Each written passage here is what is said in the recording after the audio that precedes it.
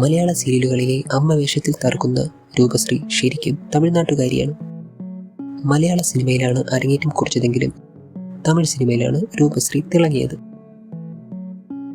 വിവാഹശേഷം അഭിനയം വിട്ട രൂപശ്രീ പിന്നീട് തമിഴ് മലയാളം സീരിയലുകളിലൂടെയാണ് വീണ്ടും രംഗപ്രവേശനം നടത്തിയത്.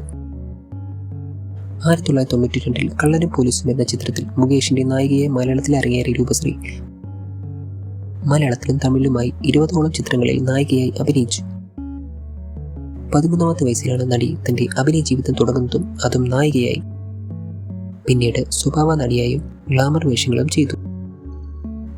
പുതിയ തന്ത്രങ്ങളായി എത്തുന്ന സ്നേഹമയും ക്രൂരയുമായ അമ്മായിയമ്മയായി തിളങ്ങുന്ന രൂപശ്രീക്ക് ആരാധകർ ഏറെയാണ്.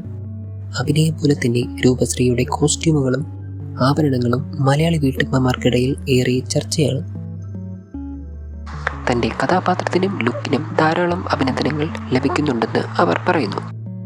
കോളേജ് പെൺകുട്ടികളോ വീട്ടമ്മമാരോ മാത്രമല്ല, എൻ്റെ വസ്ത്രധാരണ ബോധം വളരെ മികച്ചതാണെന്ന് കരുതുന്ന പുരുഷന്മാരെ ഞാൻ കണ്ടിട്ടുണ്ട്.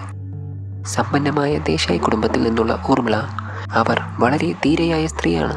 സ്വാഭാവികമായും ഇതെല്ലാം അവരുടെ വസ്ത്രധാരണ ശൈലിയിൽ പ്രതിഫലിക്കുന്നു. ഞാൻ ഈ പ്രോജക്റ്റിൽ ഒപ്പുവെച്ചപ്പോൾ എൻ്റെ കഥാപാത്രം ഇത്രയും സ്വാധീനം ചെലുത്തുമെന്ന് എനിക്ക് അറിയില്ലായിരുന്നു. സർവാഭരണ വിഭൂഷിതയായ രാജേശ്വരി ദേവിയെ കാണാൻ സ്വീകരണ മുറികൾ വൈകുന്നേരങ്ങളിൽ കാത്തിരിക്കുന്നു. ബോളിവുഡ് സീരിയലുകളിൽ നിന്നെത്തിയ അനുകരണം മലയാള സീരിയലുകളിലേക്കും ചേക്കേറിയിരിക്കുന്നു. വസ്ത്രധാരണവും ആഭരണങ്ങളും, മിന്നിത്തിളങ്ങുന്ന പട്ടുസാരികൾ എല്ലാം പ്രേക്ഷകർ കാണാൻ ഇഷ്ടപ്പെടുന്നു. എങ്കിലും തെന്നിന്ത്യൻ നടി രൂപശ്രീയുടെ വരവോടെയാണ് ഇതിനൊരു ഉണർവ് വന്നത്.